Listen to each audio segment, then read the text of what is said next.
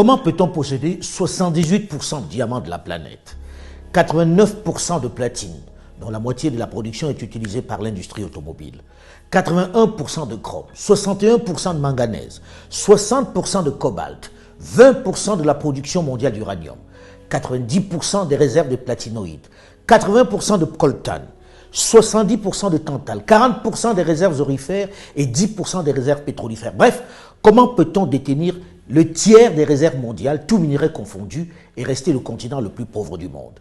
Qu'est-ce qui peut expliquer cette ineptie, cette incongruité? Et comment en sortir? Certains profitant ou jouant sur notre propension à tout expliquer par la fatalité, la sorcellerie ou le spirituel, la volonté de Dieu, ont sorti le fumeux concept de la malédiction du pétrole, ou plus fort, la malédiction des minerais, des matières premières. Pourquoi elle n'existerait que chez nous et pas chez les autres? Pourquoi le pétrole serait une bénédiction pour les pays du Golfe, tels que l'Arabie Saoudite, le Koweït et autres Qatar, et il serait une malédiction pour le Congo-Brazzaville, pour l'Angola, pour le Tchad, pour la Guinée équatoriale, pour le Nigeria? Soyons sérieux et ayons le courage de regarder les choses en face. C'est quoi la réalité? Adoptons le pragmatisme des jeunes pour en finir avec les incantations. Prenons la République démocratique du Congo, l'un des plus grands paradoxes de notre continent. Premier producteur mondial de cobalt, avec ses 100 000 tonnes chaque année. Il fournit 70% de ce minerai essentiel dans la fabrication de batteries pour voitures électriques et pour nos milliards de téléphones portables. Premier producteur africain de cuivre, avec plus d'1 500 000 tonnes par an. Le Congo est assurément un scandale géologique, puisque la liste de ces minéraux est longue et importante. Diamant, près de 19 millions de carats par an. Or, plus de 40 000 kg par an. Zinc, 7 800 tonnes. J'arrête là l'inventaire parce que, comme le disait l'auteur Frantz Fanon, l'Afrique a la forme d'un revolver dont la gâchette est le Congo. Les superlatifs, pour le dire, sont foison. Scandale géologique, pays béni des dieux. Mais dans le même temps, l'immense majorité de la population dans ce territoire grand comme l'Union européenne, avec cette immense richesse, vit avec moins d'$1 par jour. Que s'est-il passé pour qu'on en arrive là? Il s'est passé que ce vaste pays, après la colonisation belge, en est sorti avec de sérieux stigmates. Je ne vais pas revenir sur toutes les spoliations et pillages perpétrés par le roi Léopold II dans ce qui était sa propriété. Les jeunes ces dernières décennies, avec le talent qui est le leur, l'ont largement commenté. Ils l'ont déjà abondamment évoqué. Évoqué le cynisme qui fait que 5 jours seulement après son accession à l'indépendance obtenue au forceps, les colons belges et Bruxelles ont suscité une guerre financée par l'Union minière du Haut-Katanga, l'ancêtre de la GECAMINE. Guerre qui dure encore jusqu'à cette date. Guerre qui a permis pendant tout ce temps de piller tranquillement, de garder la main sur les immenses richesses minières du Congo. Avec bien sûr souvent, il faut le rappeler, la complicité de quelques nationaux, de certains dirigeants et des voisins aussi, qui se servent sans gêne. Mais le vol, la razzia, ne s'est pas arrêté là. Elle s'est poursuivie plus tard avec les décisions de certaines institutions internationales, ce qu'on appelle du doux nom de partenaires multilatéraux, qui sous le prétexte d'apporter leur aide, leur science, ont gentiment conseillé à nos dirigeants de confier leurs richesses à des compagnies occidentales savamment choisies par elles. Pour une fois, un responsable de très haut niveau, président de la puissante GECAMINE, qui est en charge de la gestion de cet inestimable patrimoine, explique le mécanisme, la décision qui a spolié les Congolais, qui les a privés de leur principale richesse. C'est le FMI, c'est la Banque mondiale. Qui décide de céder vos richesses à des entreprises. Qui conseillent, qui vous disent, vous, État congolais, vous n'avez plus les moyens financiers de maintenir et de développer vos actifs miniers. Nous vous conseillons gentiment. Oui, on sait comment on conseille. Voilà, de céder ça à des partenaires techniques et financiers internationaux qui sont spécialisés et qui ont les moyens et ils vont développer ça à votre place. C'est l'erreur fatale qu'on a faite, qu'on ne devrait jamais faire dans nos pays africains. Quand on dit que la RDC a exporté plus de 1 million de tonnes de cuivre et près de 100 000 tonnes de cobalt, c'est 5 ou 6 entreprises étrangères dans lesquelles, malheureusement, l'entreprise de l'État GECAMINE n'est qu'un actionnaire minoritaire qui n'a quasiment rien à dire. Édifiant, non? On ne peut pas être plus clair. En gros, le Congo est officiellement premier producteur de cobalt, minerai pour lequel la planète entière a un gargantuesque appétit.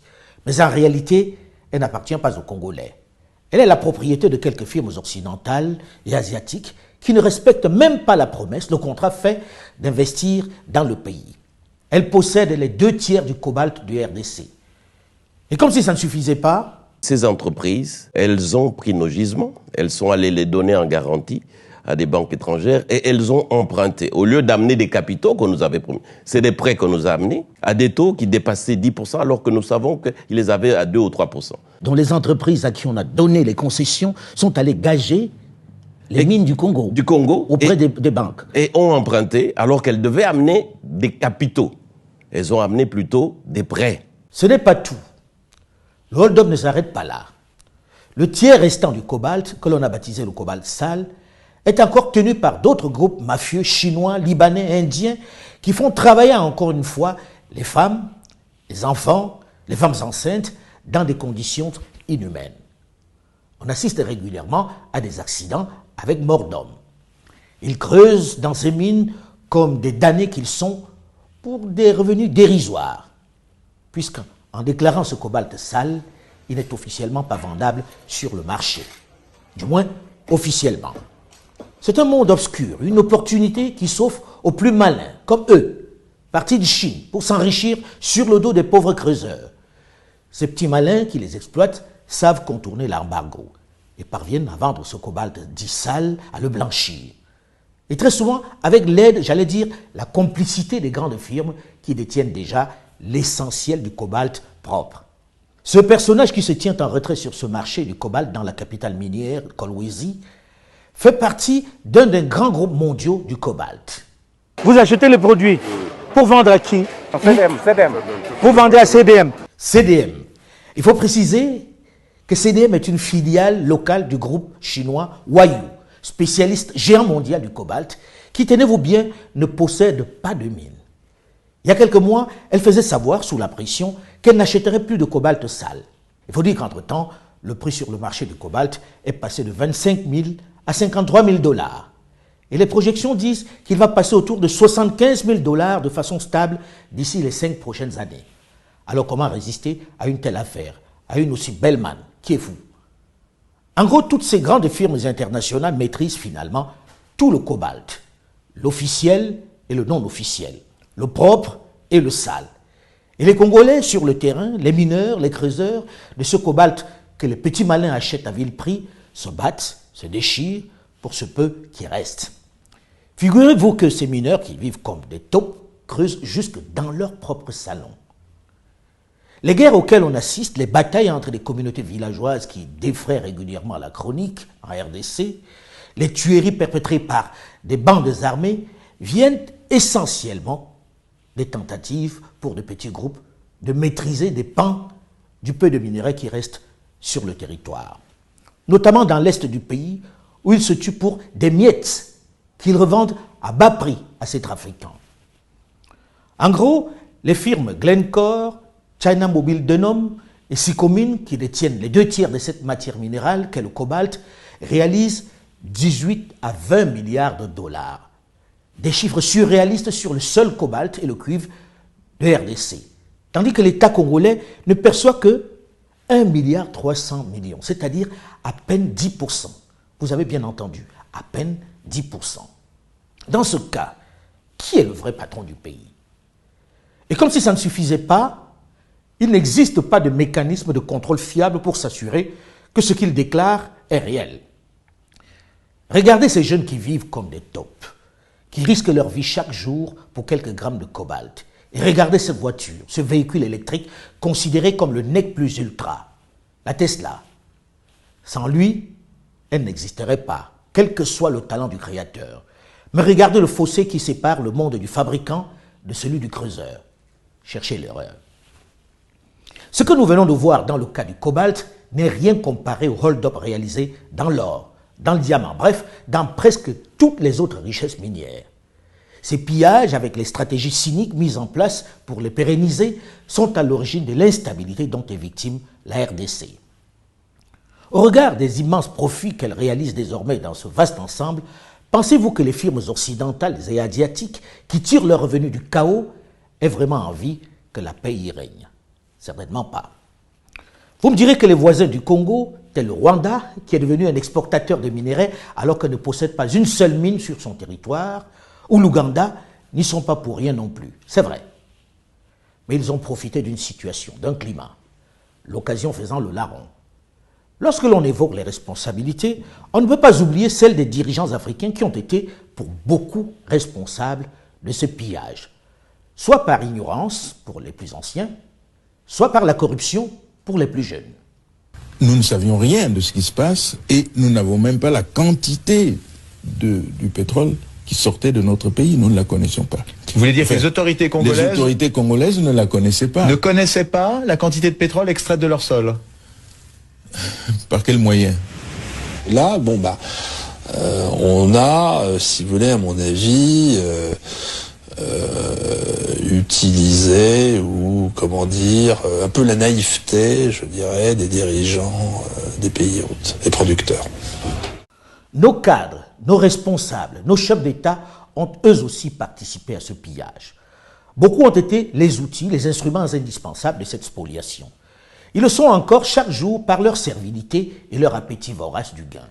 Ils doivent être jugés et condamnés, notamment les plus diplômés, qui avaient bien conscience de ce qu'ils vendaient à leur pays. Mais si on doit être intransigeant avec eux, on doit l'être davantage avec les pilleurs, leurs commanditaires. Pour qu'il y ait corruption, il faut être deux au moins, un corrompu et un corrupteur. Les peines doivent être au moins les mêmes. Or, nous avons malheureusement et de plus en plus tendance à concentrer notre colère, notre courroux, fort bien justifié, sur nos seuls dirigeants et cadres dont le rapt, selon les rapports des experts internationaux fiables, constitue 1% de cette corruption. Oui, 1%. Oubliant trop souvent les firmes internationales et les États qui sont responsables de 99% de cette évasion. Ce Congo-bashing, ou plus globalement, cet Africa-bashing, contribue à nous distraire des autres, des vrais responsables de notre malheur. Les gros poissons nous payent, nous utilisent encore pour détourner notre attention d'eux, pour nous distraire. On ne doit pas les oublier. C'est eux les principaux responsables. On ne doit pas se contenter de voleurs de poules pendant que les grands parrains nous font la leçon. Oui, pour dénoncer nos chefs locaux, mais oui aussi pour montrer du doigt les firmes internationales et de nombreux États du Nord et les punir proportionnellement à leurs responsabilités. Autre travers dans cette lutte, on a trop tendance à l'autoflagellation. Un cadre africain qui dénonce ces pillages est curieusement souvent plus attaqué par les siens que ceux qu'il dénonce. Pourquoi il ne parle que maintenant? Il faisait partie de la mafia, non? Il essaie de se racheter, c'est tout. Il s'est aussi enrichi, non? Peut-être, peut-être. Mais il a le courage de rompre l'omerta, de briser la loi du silence.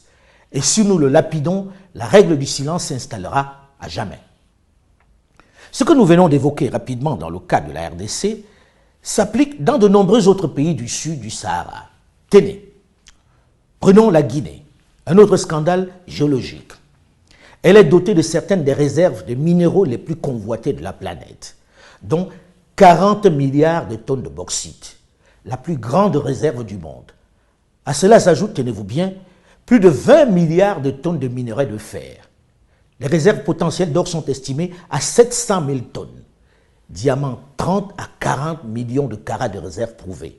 500 millions de carats de réserves probables. L'or et des quantités indéterminées d'uranium.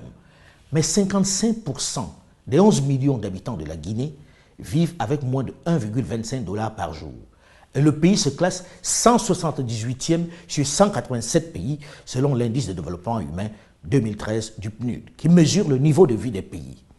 À qui profite cette immense richesse qui laisse les Guinéens dans l'extrême pauvreté? Les mêmes compagnies internationales. Pour bien comprendre la situation actuelle, il faut toujours remonter à la genèse. C'est en cela que connaître son histoire est nécessaire pour mieux construire son avenir. Il faut bien connaître le passif pour mieux gérer l'actif. Lorsque le général de Gaulle s'emporte en ce mois de septembre 1958 à Conakry après le vote du non au référendum qu'il propose pour maintenir les territoires africains dans la communauté française, c'est certes parce qu'il est blessé dans son amour-propre, parce qu'il ne supportait pas la contradiction, mais c'est surtout parce qu'il perd une inestimable réserve de matière. Ce trésor dont je viens de vous faire un bref inventaire. C'est pourquoi il va décider de fragiliser le jeune État et de mettre en difficulté son jeune président Ahmed Sékou Touré. Il ne se contente pas de partir en emportant jusqu'aux fils électriques. Il essaie même de déstabiliser le jeune État en fabriquant des faux billets de Sili pour faire s'effondrer son économie. Le but est de susciter l'insurrection pour qu'il tombe et que la France revienne en libérateur. Seulement, le calcul va s'avérer faux. Malgré les tentatives de déstabilisation, Sékou Touré, le paria, l'effronté, tient. Il tient, c'est vrai, mais il se tourne vers d'autres partenaires qui vont exploiter sa fragilité, qui vont faire la même chose que les nations occidentales. Sous le prétexte de soutien idéologique, l'Union soviétique de l'époque, l'URSS, qui manque même de tact et de considération au point de lui fournir des chasse-neige dans un pays qui n'a jamais vu un flocon, va progressivement s'accaparer une bonne partie de ses minerais. Il a simplement changé de maître. Autre exemple de tour de passe-passe réalisé pendant que nos parents croyaient en l'amitié et au concept d'aide. Le Niger et son uranium, où l'État cède en 1968 la principale concession d'Arlit de 375 km² utilisée comme combustible nucléaire dans les centrales nucléaires en France et pour la force de dissuasion nucléaire française. Les autorités nigériennes l'ont donc cédé à l'ancêtre d'Areva pour 75 ans. Ce qui veut dire que lorsque l'on parle du Niger comme le troisième producteur mondial d'uranium, c'est un peu une vue de l'esprit, dans la mesure où les Nigériens les récupéreront, avec un peu de chance, leur principale mine qu'en 2043, soit dans 23 ans. Et qu'est-ce qui en restera? En attendant, les femmes et les enfants qui meurent de faim dans cette région du nord du pays où la misère a installé l'armée peuvent regarder en silence passer les camions qui transportent leur uranium en détruisant les routes. Certains jeunes y ont préféré rejoindre les groupes terroristes. Je ne vais pas m'étendre indéfiniment sur l'ensemble des minerais qui sont passés des mains des anciens colonisateurs à celles de leurs firmes. Mais je ne résiste pas à la tentation d'évoquer les nombreux contrats léonins dans le domaine du pétrole et du gaz, notamment les cas du Gabon, du Congo-Brazzaville, de l'Angola et du Nigeria. Qui est capable de dire quelle est la part du Gabon dans l'immense réserve qui a fait de lui un émirat pétrolier? Dans les anciens contrats, il avait moins de 20%. C'était le pétrole d'Elf. Encore de l'histoire. Il faut que vous, jeunes, vous en soyez imprégnés si vous souhaitez récupérer votre patrimoine en toute légalité. Lorsqu'à la fin de la décennie 50, sous la poussée nationaliste qui agite l'Algérie, qui est française à cette époque, Paris comprend qu'elle risque de perdre sa principale réserve pétrolière, elle se retourne vers le Gabon où viennent d'être découvertes d'importants gisements. Elle y met le paquet pour l'exploiter. L'outil est ELF, qui signifie électricité et lubrifiant de France. Le Gabon devient sa principale réserve. Au moment de l'accession du pays à l'absolue indépendance en 1960, elle y laisse naturellement à sa tête un homme de paille, Léomba, qui est même carrément opposé à cette accession à la souveraineté internationale. Il supplie le général de Gaulle pour que le Gabon reste dans la communauté ou devienne un département français comme la Martinique ou la Guadeloupe. Mais l'homme du 18 juin 40 n'accède pas à sa demande. Pour lui, cette indépendance n'est rien de plus qu'une démarche symbolique, puisque le pétrole continue d'être contrôlé, d'être exploité par la France. Normal que le contrat pétrolier soit lyonnais, puisque c'est Paris qui l'établit. C'est son pétrole. Et pour s'assurer que personne ne va contrarier son projet, il va choisir un président servile, un gouverneur noir qui n'hésite pas à dire ceci. Tout Gabonais a deux patries, le Gabon et puis la France. Pensez-vous, très sérieusement, que cet homme puisse lire dans le contrat pétrolier élaboré par Paris? Pensez-vous qu'il soit équipé intellectuellement pour évoquer les intérêts de Libreville, si déjà sa préoccupation est celle du lien indéfectible avec Paris? Pensez-vous qu'il mesure les enjeux? Comment voulez-vous qu'un homme qui pense ainsi puisse veiller sur les intérêts du Gabon? Et lorsque vient le moment de décéder en 1967, il est remplacé par un autre préparé pour l'occasion, Omar Bongo Ondimba. Il va tout faire pour préserver le statu quo. Même si on le trouve généreux et sympathique, il va veiller sur les intérêts pétroliers d'Elf. Pire, le général de Gaulle, soucieux des intérêts de son pays, qui lorgne sur le pétrole du Nigeria, va se servir de lui pour déclencher l'une des guerres les plus meurtrières du XXe siècle, celle du Biafra.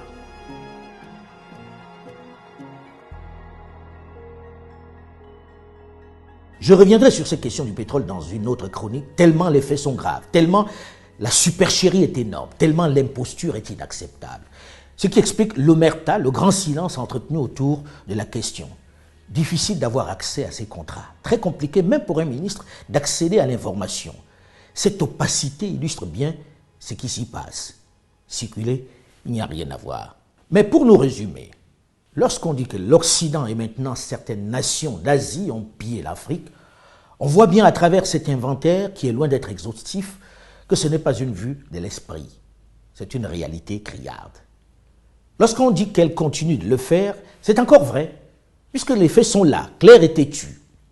Les activistes, les militants panafricains, les influenceurs les plus populaires ont largement contribué à faire connaître cette vérité. Au point où certains chefs d'État du Nord ont fini par le reconnaître publiquement, comme l'ancien président français Jacques Chirac.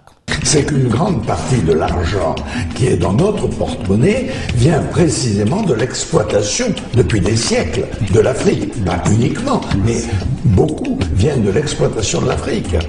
Alors, il faut avoir un petit peu de bon sens, je ne dis pas de générosité, de bon sens, de justice, pour rendre aux Africains, je dirais, ce qu'on leur a pris, d'autant que c'est nécessaire si l'on veut éviter les pires convulsions ou difficultés avec les conséquences politiques que ça comporte dans le prochain avenir. Les lignes bougent sous les cris, les manifestations, les écrits, les marches des activistes et panafricanistes de tout poil. Leur combat porte. Mais ces dénonciations ne peuvent suffire à corriger ces injustices, ces pleurs, ces marches. Aussi utiles soient-elles, elles ne peuvent être notre seule arme. Le moment est peut-être venu pour une jeunesse plus diplômée, plus au fait, d'élaborer une stratégie plus efficace pour reprendre son patrimoine, pour rétablir la justice. Il ne s'agit de chasser personne, il ne s'agit de stigmatiser personne. Il s'agit d'utiliser les armes modernes qui ont fait défaut à nos parents, le droit, tout simplement.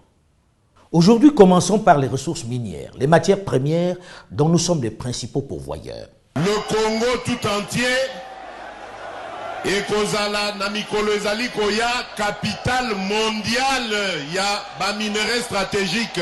Potozali à peu près na 60% ya ba minerais stratégique oyo mokili mobimba ezali kotala lelo.